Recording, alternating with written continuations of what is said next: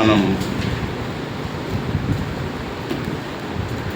కీర్తనలు 41 1 నుంచి 3 వచనాలు మనం ధ్యానించుకొని మనం బలలో ప్రవేశిస్తాం.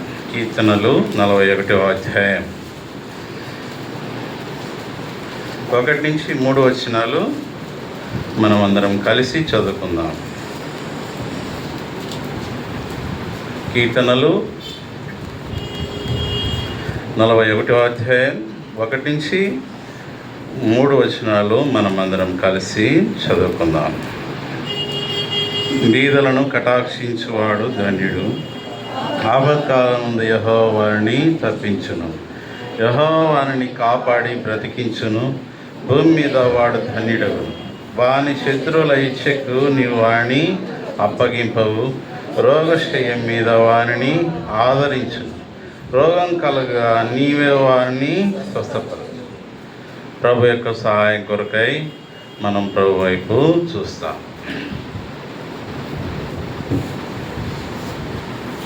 ప్రియ తండ్రి, స్తోత్రములు మరోసారి తిరిగి మీ పాసన్నిధి వస్తుంటున్నాను తండ్రి. మీ కృపాసనం సమీపిస్తుంటున్నాను, జ్ఞాపకం చేసుకోండి లేవా. బలలో అవధించిన బలకై స్తోత్రం లేవా. మేము బలవర్తమాన విషయంలో సహాయం దయచేయండి. చదవబడిన వాక్యాన్ని విరిచి పంచిపెట్టండి. నిలబడుచున్న నిష్ప్రయోజన దాసుల చాటును మరుగుపరచండి దేవా. ఈ సమయాన్ని మాకు ఆశను దీవెనకరంగా చేయండి. ఎవరు ఎటువంటి ఆత్మీయ అక్కర కలిగి ఉంటున్నారో వారి యొక్క ఆత్మీయ అక్కర కలిగి మాట్లాడుతూ రమ్మని వేడుకుంటున్నా. నాన్న వంటి మాట హృదయ ధ్యానం మీ దృష్టికి అంగీకారంతో సహాయం దయచేయండి. వినగల చెవుల్ని, గ్రహించగల హృదయాన్ని దయచేయండి దేవా. నీ ధర్మశాస్త్రంలోని ఆశ్చర్యమైన సంగతి చూసినట్లు మా కన్నులు తెరవండి దేవా. మమ్మల్ని హెచ్చరిస్తున్నామని వేడుకుంటున్నాను. నీ కృప చూపిస్తున్నామని యేసుక్రీస్తు నామమున స్తుతించి ప్రార్థించి అడిగి వేడుకుంటున్నాను పరమ తండ్రి, ఆమేన్.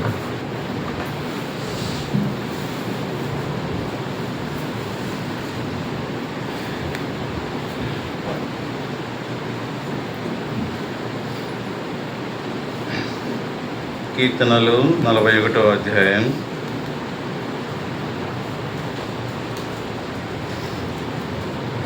1 వచనాన్ని మనం ధ్యానిస్తాం. కీర్తనలు 41వ అధ్యాయం 1 వచనం చదవండి. తీసినవాడు. బీదలను కటాక్షించువాడు ధన్యుడు, ఆపత్కాలమందు యెహోవాని తప్పించు. కాబట్టి బీదలని ఏం చేయాలంట? యేసుక్రీస్తు ప్రభువారు కూడా బీదలకు ఏం చేయబడుతుంది? సువార్త. కాబట్టి యేసుక్రీస్తు ప్రభువారు చెప్పింది సువార్త ఎవరికి చెప్పమన్నారు? బీదలకు సువార్త. మత్తయి సువార్తలో మనం చూస్తాం దాన్ని.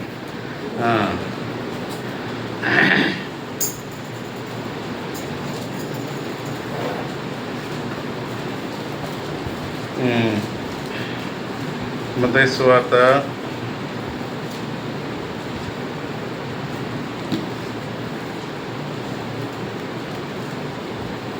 20 వారు చూస్తున్నారు. వారు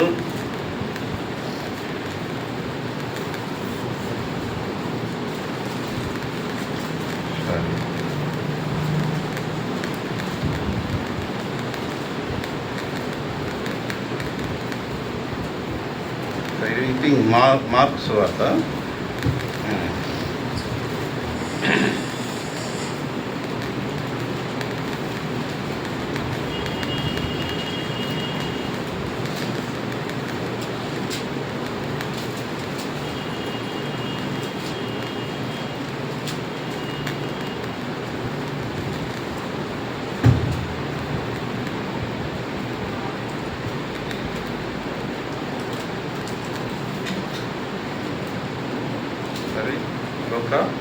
ఒక చూడండి. ఫస్ట్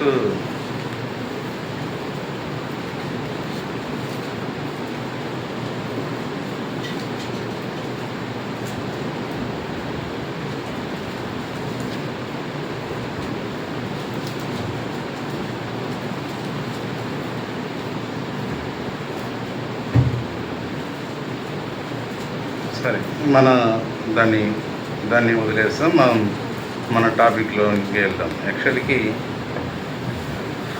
41 కీర్తనలు 41 మొదటి వచనంలో మనం చదివిన భాగం చూసినట్లయితే బీదలను కటాక్షించువాడు ధన్యుడు, ఆపత్కాలమందు యెహోవా వాడిని ఏం చేస్తాడు? తప్పిస్తాడు. అదే ఇక్కడ సామెతల గ్రంథంలో సామెతల్లోకి రండి, 19వ అధ్యాయం 17వ వచనం చదవండి. 19:17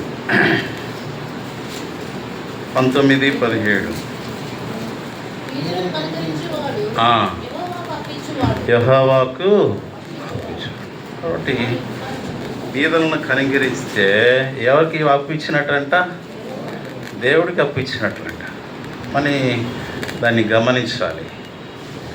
దేవుడికి అప్పించటం, మనం ఆరాధనలో ఆయన చేసిన ఆ మేలు అలాగనే ఉండవలసిందే, అట్లా ఎప్పుడు తీరక అట్లానే ఉండవలసిందే. అయితే ఇక్కడ అంటున్నాడు, బీదలను కనికరిస్తే ఎవరికి అప్పు ఇచ్చినవాడంట? యెహోవాకి అప్పు ఇచ్చినవాడు. చదవండి. ప్రభు ఆత్మ నా మీద ఉన్నది. బీదలకు ఎవరు చెప్పారంటే సువార్త? బీదలకి వింటారండి. ఎందుకంటే కడుపు నిండినవాడికి చెప్తే వాడు వింటాడా? వినాడు. ఆకలిలో ఉన్న వారికి మన మిషనరీస్ కూడా ఇండియాకి వచ్చి చేసిన పని ఏంటంటే, ఫస్ట్ ఊర్లోకి వెళ్ళలే వాళ్ళు. ఫస్ట్ ఊర్లలో దారి ఇవ్వలే. వాళ్ళు ఊరి వెలుపల ఉన్న ప్రాంతమునకు వెళ్ళారు. వాళ్ళు మొదటిగా వాళ్ళని కనికరించినారు. ఆకలితుంటే ఫస్ట్ అన్నం పెట్టినారు. కాబట్టి రోగులుగా ఉంటే మెడిసిన్ ఇచ్చినారు. మిషనరీ చేసిన పరిచర్య చెప్తున్నాను. తర్వాత లాస్ట్గా ప్రార్థన చేసినారు. వాళ్ళని సువార్త చెప్పినారు, నమ్మినారు. కాబట్టి అది వాళ్ళ దేవుడిగా అది ఫస్ట్ అనుకున్నారు. అయితే దేవుడు యేసుక్రీస్తు ప్రభు వారికి కూడా బీదలకు ఏం చేయబడింది? సువార్త చెప్పాడు. కాబట్టి వాళ్ళు వింటారండి. కాబట్టి వాళ్ళకి ఇక్కడ చూసినట్లయితే 17వ వచనాన్ని కూడా మనం చదివినట్లయితే, బీదలను కనికరించువాడు యెహోవాకు అప్పించువాడు, వాని ఉపకారమునకు ఆయన ప్రత్యుపకారం చేస్తాడు. కాబట్టి బీదలను నువ్వు కనికరించినావంటే దానికి ఉపకారానికి ప్రత్యుపకారం ఎవరి నుంచి వస్తుంది? దేవుడి యొద్ద నుండి వస్తుంది. కాబట్టి మనం అది నేర్చుకోవాలి. కాబట్టి మనం ఇంకా చూసినట్లయితే మత్తయి సువార్తలో చెప్తాడు, దాన్ని స్పష్టంగా చెప్తారు. మత్తయి సువార్తలో మీ అందరికీ తెలిసిన భాగమే 25వ అధ్యాయంలో చూసినట్లయితే 31 వచనం నుంచి కొంతసేపు దాన్ని ధ్యానిస్తాం. మత్తయి సువార్త 25వ అధ్యాయం 31 వచనం నుంచి చదవండి. తన మహిమతో మనుష్య కుమారుడు ఆయనతో కూడా సమస్త దూతలు వచ్చినప్పుడు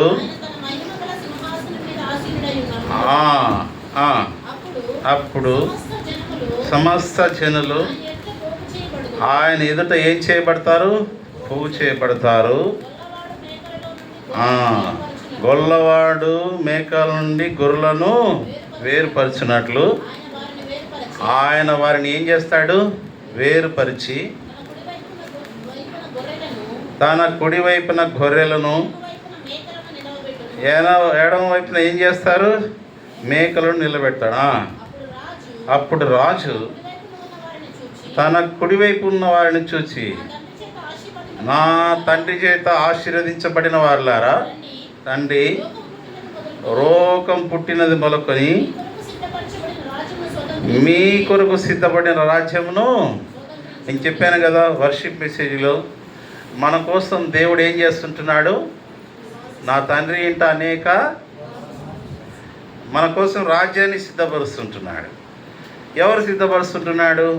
ఆయనే బిల్డర్, ఆయనే దానికి సృష్టికర్త, దేవుడు శిల్పియు నిర్మాణకుడు. తన యొక్క సహవాసాలతో కలిసి ఉంటున్నాడు. కాబట్టి మీ కొరకు సిద్ధపరిచిన రాజ్యంను ఏం చేయాలంట? స్వతంత్రించుకోవాలా. ఎవరి కోసం సిద్ధపరచబడింది? ఏ కార్యాలు చేసే వారి కోసం సిద్ధపరచబడింది చెప్పండి. అక్కడ 2 గుంపులు ఉన్నాయా?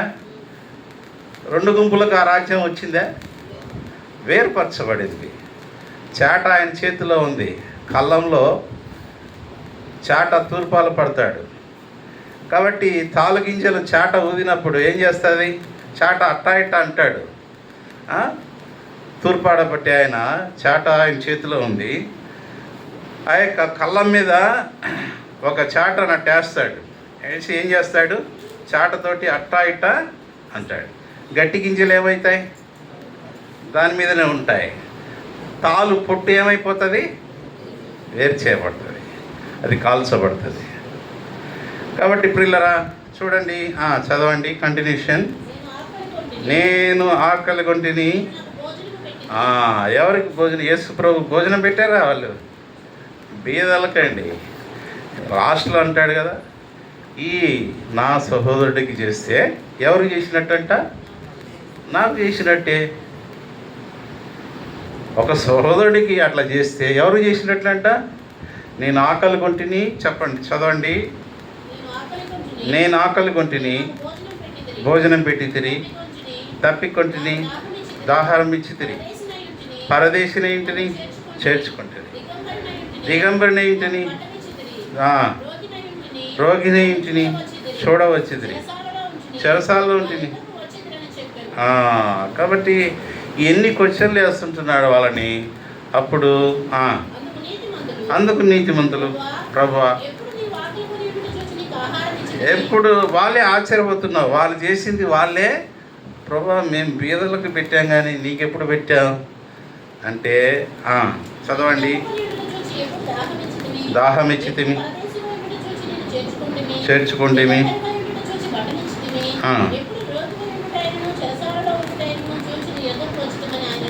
ఆయనను అడిగిరి. అందుకు రాజు, మిక్కిలి అల్పులైన ఈ నా సహోదరుల్లో ఒకనికి మీరు చేసితిరి కనుక నాకు చేసిరని నిశ్చయముగా చెప్తున్నాను. కాబట్టి మిక్కిలి అల్పులైన ఈ సహోదరులు. అల్పులంటే గొప్పవారా తక్కువవారా చెప్పండి? వాళ్ళు అవసరత ఉన్న వాళ్ళే అల్పులు, గొప్పలు కాదు. కాబట్టి ప్రియులారా, వాళ్ళకు చేస్తే ఎవరికి చేసినట్టంట? ప్రభువు చేసినట్టే. కాబట్టి వాని క్రియలు ఎవరి వెంట వస్తాయి చెప్పండి? ప్రకటన గ్రంథం అంటాడు కదా, ప్రకటన గ్రంథం చదువుకుందామా? ప్రతి వానికి సిద్ధపరిచిన జీతం 22వ అధ్యాయం, ఐ థింక్ ప్రకటన 22వ అధ్యాయం 12వ వచనం చదవండి. ఇదిగో త్వరగా వచ్చుచున్నాను, వాని క్రియలు చొప్పున ప్రతి వానికి ఇచ్చుటకు నేను సిద్ధపరిచిన జీతము. ఎవరు సిద్ధపరుస్తున్నాడు జీతం? దేవుడు పని ఏంటంటే అన్నీ సిద్ధపరవటమే. ఎవరి కోసం? మనం మన కుమారులకు సిద్ధపరుస్తామా లేదా? సేమ్ ప్యాటర్న్, దేవుడు ప్యాటర్న్, సేమ్ స్ట్రక్చర్. మనం మన కుమార్తె ఎంత ప్లాన్ కలిగి ఉంటామో, దేవా నా ఏళ్ళ నీకున్న తలంపులు బహు విస్తారములు. చాలా తలంపులు కలిగి ఉన్నాడండి దేవుడు మన మీద. అది మనం గ్రహించటలే. మన మీద కొన్ని తక్కువ అడుగుతాం. అయితే ఆయన ఎక్కువ ఉన్నతమైన ఇవ్వాలని కోరుకుంటున్నాడు. కాబట్టి ఆయన అన్ని సిద్ధపరుస్తుంటున్నాడు. రాజ్యాన్ని సిద్ధపరుస్తున్నాడు, నివాసాలు సిద్ధపరుస్తుంటున్నాడు, మనకు జీతాన్ని కూడా సిద్ధపరుస్తుంటున్నాడు. జీతం వాని క్రియల చొప్పున సిద్ధపరిచిన జీతం ఎవరి యొద్ద ఉన్నది చెప్పండి? కాబట్టి 10 మందిలో ఒక ప్రైజ్ సిద్ధపరిచిన జీతం అంటే గిఫ్టే కదా. జీతం అంటే గిఫ్ట్. 10 మందిలో ఒక ప్రైజ్ అందుకున్నారంటే వారికి ఎట్లా ఉంటుంది? ఘనత ఉంటుందా, ఘనహీనత ఉంటుందా? ఘనత ఉంటుంది. అందుకే వాని క్రియల చొప్పున సిద్ధపరిచిన జీతం. అందుకే క్రియ లేకుండా విశ్వాసం మృతం. క్రియలు లేని విశ్వాసం వ్యర్థుడా అంటున్నాడు. అంటే క్రియ ఉండాలి, విశ్వాసం ఉండాలి. సో క్రియలతో కూడిన విశ్వాసం మంచిది, బెటర్. కాబట్టి రెండవ గుంపు కూడా చూద్దాం. నెక్స్ట్ కంటిన్యూషన్లో మత్తయి సువార్తలోకి వద్దాం. అప్పుడు ఆయన ఎడమ వైపు నుండి వాడిని చూచి, శపింపబడిన వారులరా. ఒక విషయం అవసరం, శపించబడిన వాళ్ళరా అంటే ప్రభువు ఒక చెట్టును శపించాడు బైబిల్లో. ఏ చెట్టు? అంజూరపు చెట్టు. ఎందుకు శపించబడింది అది? ఫలాలు కానరాలే. చూడడానికి ఎట్లా ఉంది? అంత పచ్చగా ఉంది, ఆకులు తప్ప దాంట్లో ఏం లేదు. అది క్రైస్తవులైన మనలో ఎటువంటి ఫలాలు, ఆత్మీయ గలతీలలో ఉంటాయి. ఆత్మఫలమైనగా ప్రేమయు, సంతోషము, సమాధానము, దీర్ఘశాంతము, దయాలత్వము, మంచితనము, విశ్వాసము, ఆశ. కాబట్టి చాలా ఇవన్నీ. కాబట్టి ఈ ఫలాలు ఉండాలి. చెట్టు పేరుకు ఉంది, పచ్చగా ఉంది, ఆ ఆకులు తప్ప ఫలాలు లేకుంటే ఆ చెట్టు యేసు ప్రభువు వారు శపించాడు. ఆయన ఆకలిగా ఉన్నాడు. ఆయన ఆకలిగా ఉంటే ఆ చెట్టులో ఒక్క ఫలం కూడా లేదు. మనకి విశ్వాస జీవితంలో దేవుడు మన నుంచి ఏం చేస్తుంటున్నాడు? ఫలాలను దేవుడు యేసుక్రీస్తు ప్రభువు స్టార్టింగ్లోనే చెప్పాడు. మంచి ఫలం ఫలించని చెట్టు ఏం చేయబడింది? నరకబడి అగ్నిలో పడవేమి. పిల్లరా, మనము మంచి ఫలములు ఫలించే చెట్టు వల్లే ఉండాలి. ఒక వ్యవసాయి తన యొక్క చేనిలో మంచి ఫలాలు ఫలించని చెట్టును ఉంచుతాడా? చెప్పండి, ఉంచడు. దాన్ని కల్టివేషన్ చేయాలంటే మంచి ఫలంలో ఫలించని చెట్లను ఏం చేస్తాడు? మొదటిగా తీసివేస్తాడు. తీసివేస్తేనే అక్కడ తనకు పంట వస్తుంది. మంచి ఫలాలు ఫలించని చెట్టు వల్ల తనకు దేర్ ఈజ్ నో బెనిఫిట్, తనకు ఏమీ ఉపయోగం ఉండదు. మన యొక్క విశ్వాస జీవితంలో మనం పరీక్షించుకోవాల్సింది, మనం ఎన్ని సంవత్సరాలు క్రైస్తవ జీవితంలో ఉన్నాము, అన్ని సంవత్సరాల్లో ప్రభువుకు ఏదైనా ఉపయోగపడుతుంటున్నామా అనేది మనం ఆలోచించుకోవాలి. మనం చదివిన టాపిక్లో కీర్తనలు 41:1 చదవండి. ఇప్పుడు బీదలను ధన్యుడు, ఆపత్కాలమందు యెహోవాని ఏం చేస్తాడంట? తప్పిస్తాడు. ఇప్పుడు మనము ఇదే గుంపులోకి వస్తాం. 25 ఇప్పుడు రండి. రెండో గుంపులో చదువుతున్నాం కదా, ధ్యానిస్తాను. మత్తయి సువార్తలకు రండి. అప్పుడు ఆయన ఎడమవైపు వారిని చూసి, శపింపబడిన వారులరా, విడచి అపవాదికిని వాని దూతలకును సిద్ధపరచబడిన నిత్యాగ్ని. కాబట్టి నీతిమంతులకు సిద్ధపరచబడింది ఒకటి, పరలోక రాజ్యం, నివాసాలు దేవుడి చేత కట్టబడింది. అదేవిధంగా అపవాదికిని వాని దూతలకును ఏం సిద్ధపరచబడింది? నిత్య అగ్ని. ధనవంతుడు ఇక్కడ కన్ను మూసాడు. ఎక్కడ తెరిచాడు కన్ను? లాజర్ అయితే అబ్రహాం రొమ్మన నిత్యం సమాధానంతో ఉన్నాడు. ఆ యొక్క ప్లేస్లో వేదన లేదు. అయితే ధనవంతుడు ఇక్కడ కన్ను మూసాడు. ఎక్కడ కన్ను తెరిచాడు? నా తండ్రివైనా అబ్రహాం, నేను ఇక్కడ ఏం చేస్తుంటున్నాను? వేతన పడుతుంటా. వేతన అటు వేతన ప్రియులరా మనకు తెలుసు. ఈ లోకంలో నువ్వు ఎంత ప్రభులో ఉండి ఎంత వేతన పడినా ఒక దినం కన్ను మూస్తే పరలోకంలో నీకు ఏమి ఎటువంటి సమాధానం నెమ్మదితో కూడిన రాజ్యాన్ని స్వతంత్రించుకుంటాం.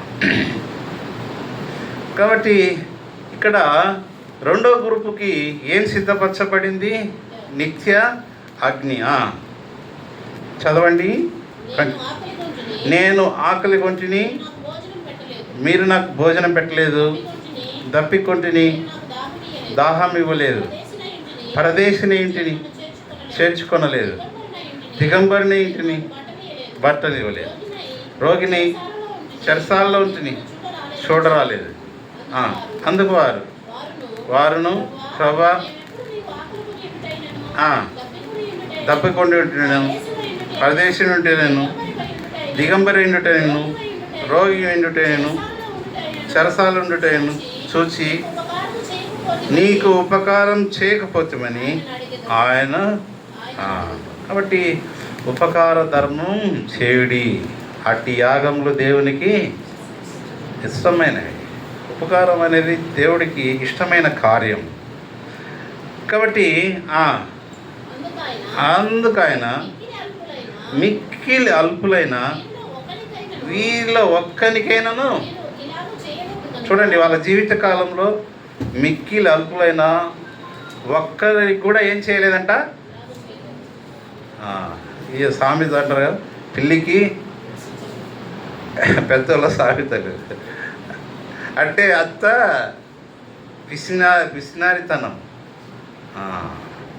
పూచిక పుల్ల కూడా ఎత్తకపోయే స్థితి లేదు. కాబట్టి ప్రియులరా, మనం గమనించవలసిన విషయం, దేవుడు వాక్యం వెల్లడవుతూనే వెలుగు కలుగుతుంది. కాబట్టి చీకట్లో నుండి ఆశ్చర్యకరమైన వెలుగు చూసినారు. కాబట్టి దేవుడి వాక్యమే. అందుకే దావీదు అంటాడు, నీ వాక్యము నా పాదములకు దీపము, నా త్రోవకు. కాబట్టి దేవుడు వాక్యం అనేది ఎంతో మనం పఠించవలసిన విషయం. అనుదినం తప్పక దేవుడి వాక్యాన్ని ధ్యానించాలి. ఏమి తెలియకుండా ఉండటం కూడా అంతే కదా. బుద్ధి జ్ఞానం లేని కంచర గాడిద వల్లే ఉండకూడదు అంటాడు. వాటికి ఏం తెలియవు, బరువు వేస్తే మోస్తాయి జ్ఞానం. కాబట్టి మనుషులు అలా ఉండకూడదని దేవుడు వాక్యం స్పష్టంగా సెలవుస్తుంది. కాబట్టి నువ్వు అన్నీ తెలిసి ఉండాలి, అన్నీ కలిగి ఉండాలి, అన్నీ చేయాలి. ఇది నాకు తెలియదు అనటానికి లేదు. దేవుడు వాక్యం నీ చేతులకు వచ్చింది. పూర్వకాలంలో దేవుడు వాక్యం అనేది ప్రింటింగ్ ప్రెస్లు లేవు. అయితే ఇప్పుడు ఈ కాలంలో అంతా బైబిల్ అనేది స్పష్టంగా వచ్చేసింది అందరికీ. నాకు చదువు రాదు అనటానికి లేదు. ఎందుకంటే దేవుడి వాక్యం వినటానికి కూడా మీడియాలలో వచ్చినాయి. కాబట్టి ఇక్కడ చూసినట్లయితే మనం లాస్ట్లో చూసినట్లయితే చదువుకుందాం.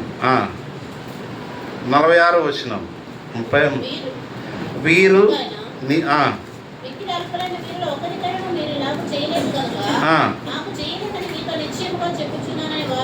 వారితో నేను వీరు నిత్య శిక్షకును,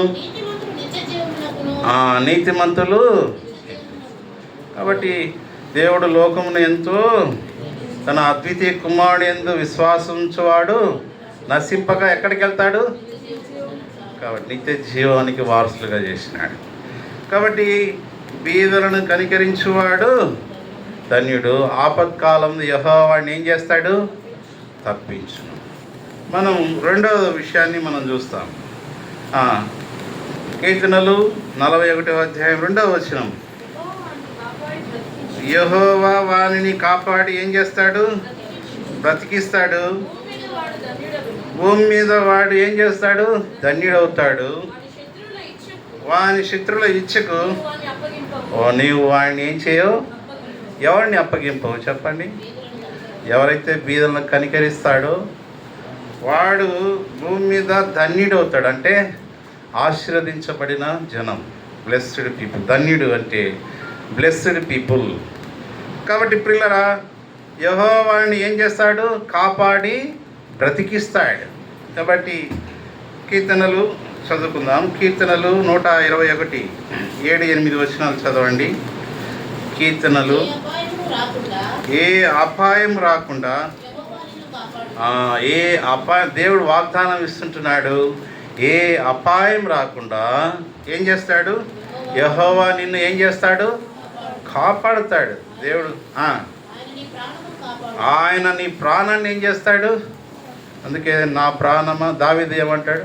నా ప్రాణమా యెహోవాను, నా అంతరంగ ఉన్న సమస్తమా ఆయన చేసిన ఉపకారములలో. కాబట్టి దావీదు తన ప్రాణంతో చెప్పుకుంటున్నాడు, నా ప్రాణమా నువ్వేమో మరుస్తామేమో. ఆయన తనలో తాను చెప్పుకుంటున్నాడు, ఆయన చేసిన ఉపకారంలో దేన్ని మరవద్దు. ఇంకా వచనం 8వ వచనం, కీర్తనలు 121:8. ఇది మొదలుకొని నిరంతరము నీ రాకపోకలయందు యెహోవా నిన్ను ఏం చేస్తాడు?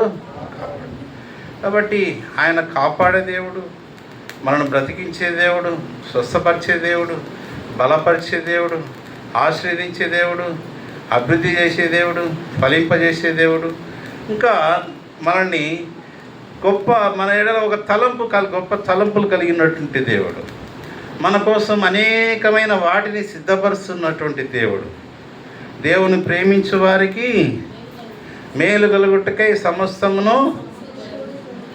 కాబట్టి అవి కంటికి కనబడవంట, చెవికి, హృదయానికి దేవుడు చేసే కార్యాలు అలా ఉంటాయి. ప్రియులారా, దేవుడు మన కోసమై అంత మేలు చేస్తూ ఉంటున్నాడు. మనము దాన్ని గ్రహించవలసిన వారమై ఉన్నాం. ఇంకా చూడండి, యెషయా గ్రంథం 40వ అధ్యాయం 10వ వచనంలో దేవుడు ప్రామిస్ చేస్తుంటున్నాడు. 41:10 యెషయా 41.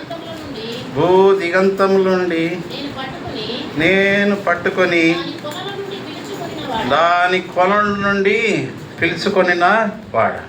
భూదిగంతముల నుండి ఆయన మనల్ని ఏం చేస్తుంటున్నాడట అంటే, ఆయన చెయ్యి అంటాడు కదా, యెహోవా హస్తము పురచ విననేరుకున్నట్లు ఆయన చెవులు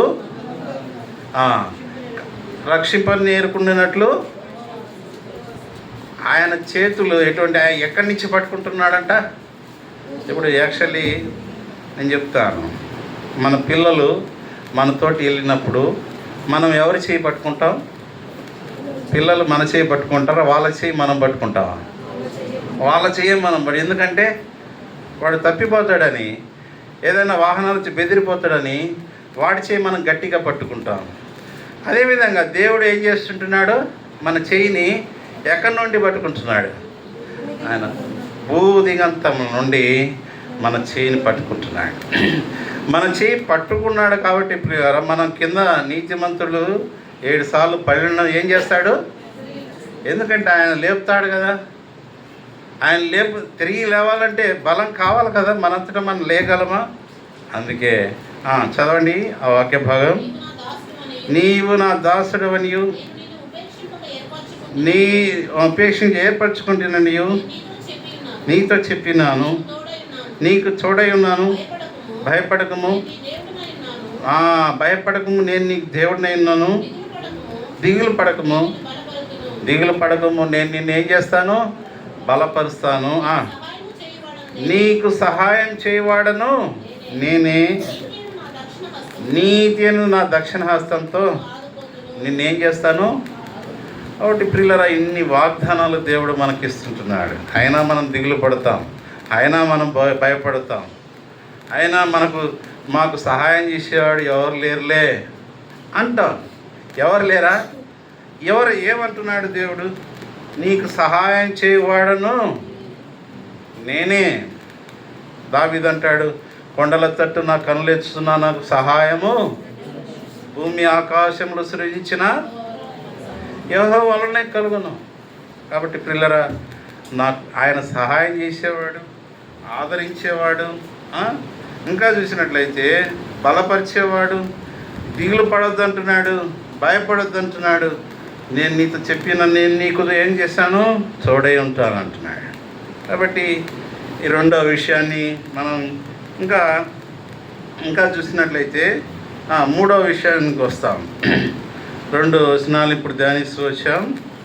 మూడవ విషయాన్ని మనం ధ్యానించి మన టైం అయిపోయింది కాబట్టి మనం బల సమీపిస్తాం. కీర్తనలు 41వ అధ్యాయం 3వ వచనాన్ని చదువుతున్నారు, గమనించండి. రోగశయ్య మీద యెహోవాను ఏం చేస్తాడు? ఆదరించును. రోగం కలగగా నీవే వాడిని ఏం చేస్తావు? కాబట్టి యెహోవా రాఫా, ఆయన స్వస్థపరచు దేవుడు, ఆయన స్వస్థపరిచే దేవుడు. ఆయన మనల్ని స్వస్థపరుస్తుంటున్నాడు. ఎలా స్వస్థపరుస్తుంటున్నాడు? కీర్తనలు 107:20 వచనాన్ని చదువుకుందాం. కీర్తనలు 107:20 వచనం. 107:20 వచనం. ఆయన తన వాక్కును పంపి వాక్కును పంపి ఏం చేశాడు? బాగు చేశాడు. ఆయన తన వాక్కులో అంత శక్తి ఉంది. రెండో విషయం, ఆయన వారు పడిన గుంటల్లో నుండి వారిని ఏం చేస్తాడు? యోసేపు గుంటలో పడ్డాడా లేదా? తన అన్నదమ్ములు ఎక్కడేశాడు? గుంటలో వేసాడు. ప్రార్థన చేసినాడు, ప్రభా నన్ను కనికరించు, గుంటలో నుండి పైకి ఎత్తాడా లేదా? వాళ్ళల్లో రూపేనికి దయ పుట్టించినాడు. రే వీడు మన రక్త సంబంధికుడు కదా, వీడిని గుంటలో పడేస్తే ఏం లాభం? వాడిని వాళ్ళ మిద్యానికి అమ్మివేద్దాం, వాళ్ళ దేశానికి తీసుకెళ్తారు, వాడు ప్రాణంతో ఉంటాడు కదా, వాడిని చంపితే ఏమీ ప్రయోజనం. కాబట్టి వారు పడిన గుంటలో నుండి వారిని విడిపించను. ఆయన విడిపిస్తాడు. దానియేలు సింహం బోల నుండి ఏం చేసినాడు? విడిపించినాడా లేదా? షడ్రక్, మెషక్, అబేద్నెగో అనే వారిని అగ్నిగుండం నుండి విడిపించాడా లేదా? విడిపించాడు. కాబట్టి ఆయన విడిపించాడు. ఆయన వారు పడిన గుంటలో నుండి ఏం చేస్తాడు? విడిపిస్తాడు. అందుకే కీర్తనకారుడు అంటాడు, నాశనకరమైన గుంటలో ఉండి ఆయన నన్ను, జిగటగల దొంగ ఊబిలోండి ఆయన నన్ను పైకి, క్రీస్తును నాశనకరమైన గుంటలో నుండి, జిగటగల దొంగ ఊబిలో నుండి ఆయన నన్ను ఏం చేసినాడు? పైకి ఎత్తినాడు.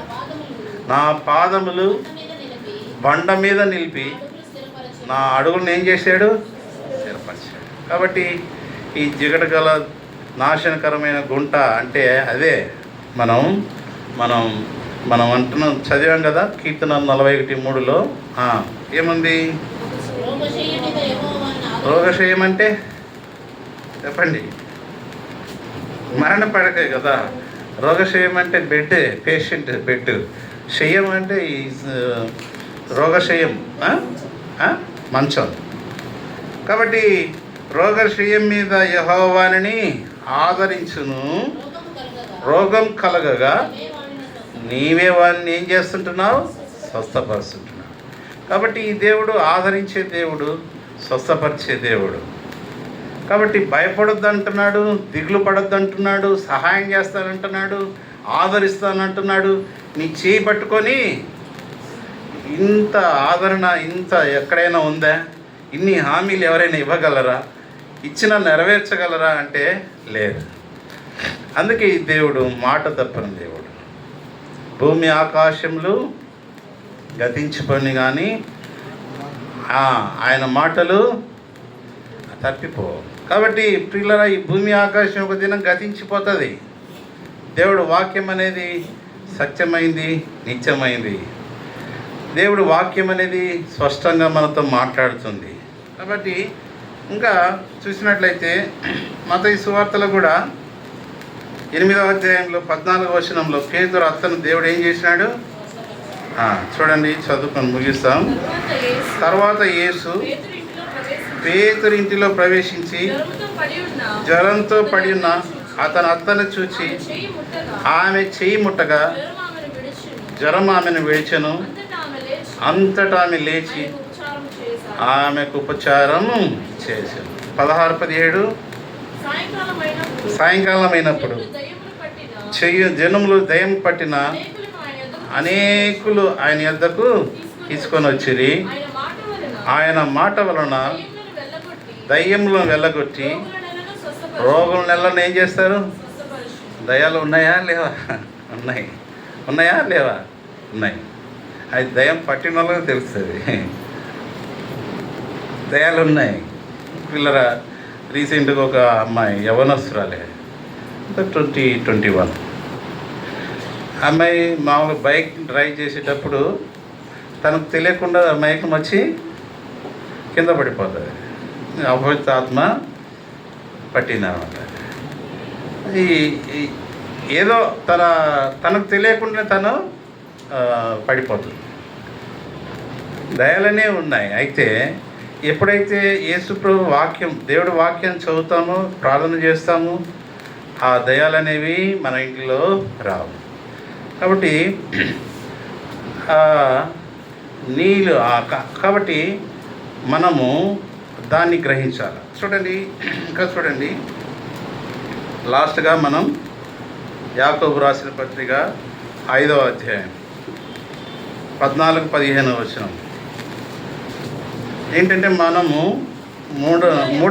మూడవ వచనాన్ని ధ్యానిస్తాం. 41 వచనాన్ని ఈ ఒక రెఫరెన్స్ అది మనం ముగించుకుందాం. యాకోబు 5వ అధ్యాయం 14-15. మీలో ఎవడైనాను రోగి ఉన్నాడా, అతడు సంఘపు పెద్దలను పిలువనంపవలెను. వారు ప్రభు నామమున అతనికి నూనె రాచి అతని కొరకు ఏం చేస్తారు? కాబట్టి ఈ స్వస్థపరిచే వరాన్ని ఎవరికి అప్పచెప్పారు? మీలో రోగి ఉంటే ఎవరిని పిలవాలంట? సంఘ పెద్దలను. వాళ్ళు పిలిచి ఏం చేస్తారు? నూనె రాసి ఏం చేస్తారు? ప్రార్థన, అతని కొరకు ప్రార్థన చేయాలి. 15వ వచనం, విశ్వాస సహితమైన ప్రార్థన రోగిని స్వస్థపరచును, ప్రభు అతని లేపును. అతడు పాపం చేసిన వాడైతే పాప క్షమాపణ. కాబట్టి విశ్వాస సహితమైన ప్రార్థన ఏం చేస్తుంది? రోగిని స్వస్థపరుస్తుంది. కాబట్టి ఈ 3 విషయాలు మనం ధ్యానిస్తూ వస్తాం. కీర్తనలు 41వ అధ్యాయం 1-3 వచనాలు మనం ఆ విధంగా చెప్పబడిన వాక్య వెలుగులో సరిచేసుకుందాం. మనం దేవుడు ఏదైనా ఒక లోపాన్ని మనం సూచించినట్లయితే దాన్ని ఎమ్మటే ఒప్పుకోవాలి. దావీదుకున్న మంచి గుణం ఏంటంటే, నాతాను ప్రవక్త వెళ్ళి అయ్యా నువ్వు పాపం చేసావని డైరెక్ట్ ఏం చేశాడు? చెప్పాడు. యాక్చువల్లీ ఇర్మియా కాలంలో రాజుకు చెప్పాడు, ఇర్మియా కూడా చెప్పాడు, అయ్యా నువ్వు పాపం చేసిన అంటే ఇర్మియాని ఎక్కడ వేసినాడు? కానీ దావీదు అలా చేశాడా? నేను పాపం చేశాను, ఏమంటే కన్ఫెషన్. అతిక్రమం దాచిపెట్టువాడు వాటిని ఒప్పుకొని విడిచిపెట్టువాడు. అది కీర్తనలు 51 కూడా మీరు చదవండి. ప్రభువా నన్ను కడగండి, నాకు రక్షణ ఆనందం మరలా పుట్టించండి. అంటే ఆనందం పోయింది అక్కడ. పాపం చేసినట్లయితే ఆనందం పోతుంది, రక్షణ ఆనందం పోతుంది. కాబట్టి మనస్సాక్షి దెబ్బతింటుంది. ఆ మనస్సాక్షి ఏం చేయాలా? శుద్ధీకరించబడాలా. అప్పుడు మరలా దేవా నా యందు శుద్ధ హృదయం దయచేయండి. అది హృదయ శుద్ధి గలవారు ధన్యులు, వారు దేవుణ్ణి చూస్తారు. ఆ విధంగా మనం మోకరిస్తాం, బలలో ప్రవేశిస్తాం, మోకాళ్ళ మీద ప్రార్థన చేస్తాం, బలలో చేస్తాం.